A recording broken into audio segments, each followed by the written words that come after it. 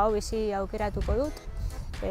Azkenean, naiz eta normalean ez dut euskaraz erabiltzen, lanean bakarrik erabiltzen dudalako, kasu edo bilera batzuetan, uste dudalako aukera ona bat da gure kaleetan euskara ikusteko. Gainera, normalean hori gertatzen da.